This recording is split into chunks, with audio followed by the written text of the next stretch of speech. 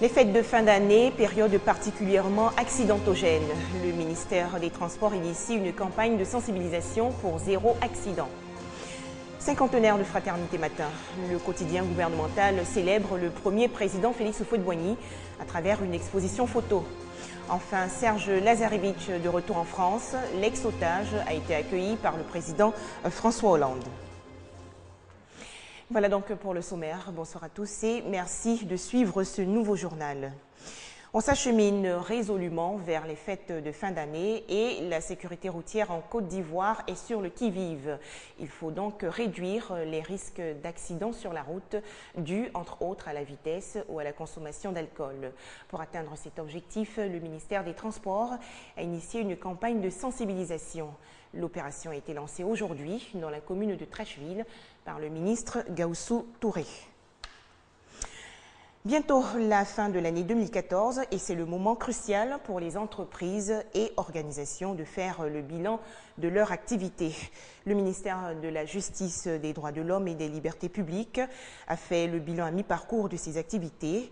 Plusieurs points à l'ordre du jour, notamment l'informatisation de l'appareil judiciaire et la construction ou réhabilitation des tribunaux. Le plan national de développement PND, dans son vaste programme de développement élaboré des stratégies d'action dans certains secteurs du ministère de la Justice, ce sont entre autres la modernisation du cadre juridique, l'informatisation, la construction et la réhabilitation des tribunaux. Après 18 mois de mise en œuvre du plan d'action de politique sectorielle, le ministère de la Justice exprime son satisfecit. Les activités qui ont été menées tournent autour essentiellement de l'élaboration des textes, qu'on appelle la modernisation du cadre juridique, la construction et la réhabilitation, c'est-à-dire quoi, construction de tribunaux et de maisons d'arrêt. Il s'agissait de parler de l'informatisation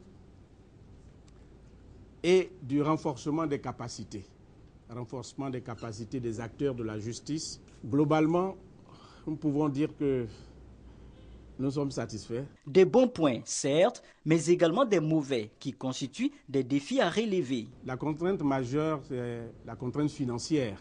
Des contraintes aussi d'ordre humain.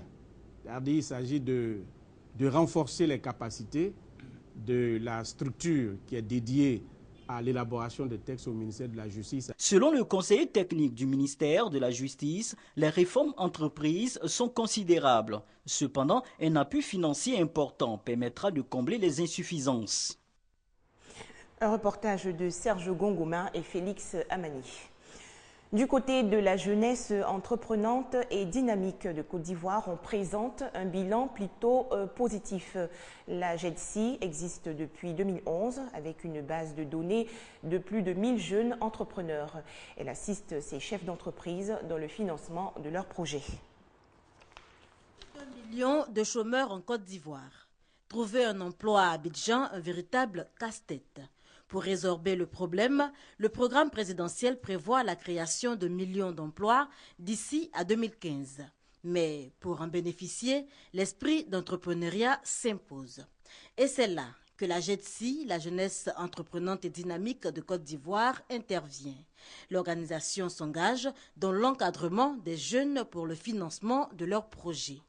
3 ans que la JEDSI existe, un bilan donc à mi-parcours. On a eu à mener pas mal d'actions depuis 2011 en termes de formation, en termes de recherche et financement. Et aujourd'hui, nous avons 2 projets effectifs qui existent.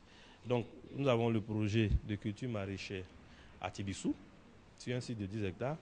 Et également, nous avons le projet d'élevage pour le déchet qui existe aussi dans la région d'Abidjan où nous encadrons un ensemble de promoteurs jeunes. Bilan jugé positif, mais le problème de l'emploi jeune est bien loin d'être résolu.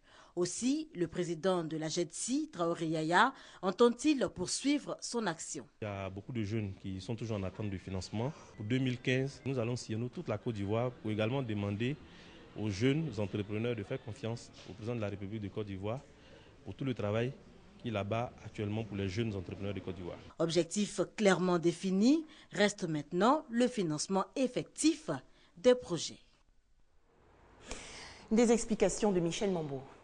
Un tout autre sujet à présent. Les éditeurs de presse bénéficient d'une formation sur l'importance de la sécurité sociale.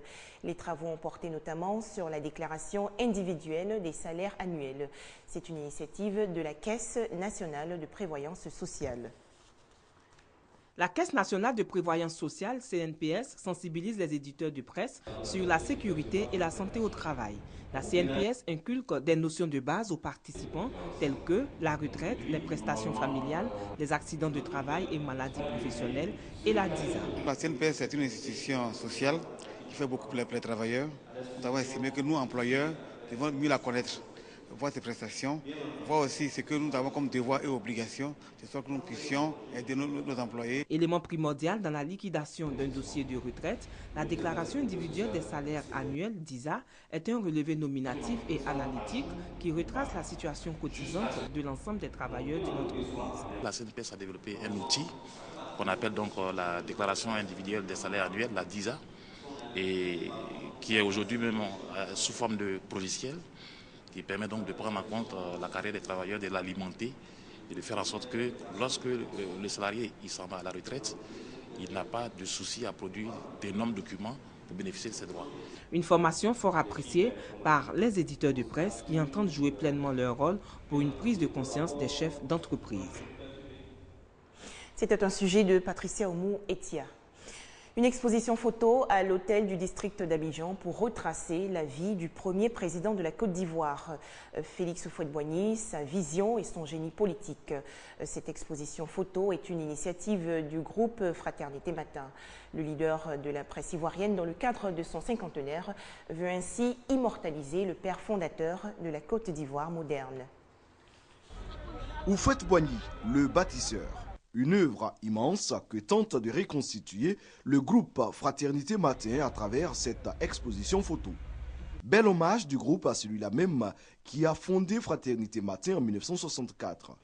Témoin privilégié de l'histoire de la Côte d'Ivoire indépendante, le premier-né de la presse ivoirienne transporte par la magie de l'image le visiteur dans le miracle ivoirien incarné par ce grand homme.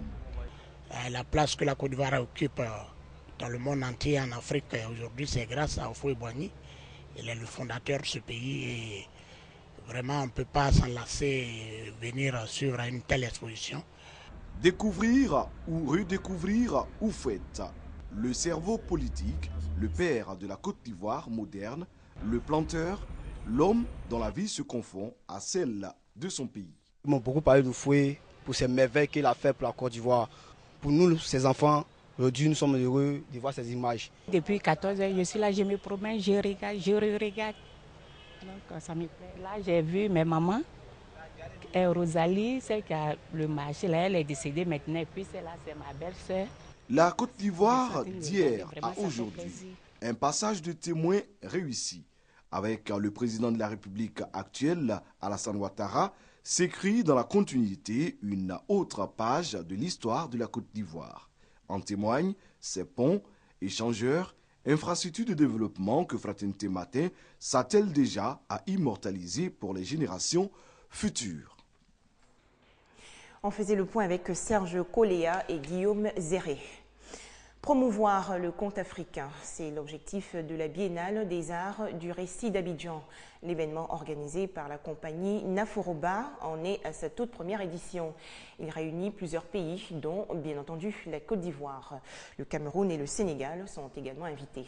La Biennale des Arts du Récit d'Abidjan va prendre fin le 13 décembre prochain. Abidjan aux couleurs des arts du récit. La capitale économique abrite la première édition de la Biennale des arts du récit d'Abidjan, BARA. Thème retenu, les arts du récit, une économie innovante en Afrique. Ce rendez-vous culturel est une occasion pour la compagnie Naforoba de mettre en œuvre un pan de son programme. Il s'agit de compter le développement pour une professionnalisation du métier de conteur. Fosseni Dembélé, directeur de cabinet du ministère de la Culture et de la Francophonie, représentant le ministre Maurice Akwaku-Bandaman, salue l'ardeur de la compagnie Naforoba au travail. Aujourd'hui, il n'y a pas de hasard. On dit qu'il n'y a pas de hasard. Le prix de la réussite, c'est le travail.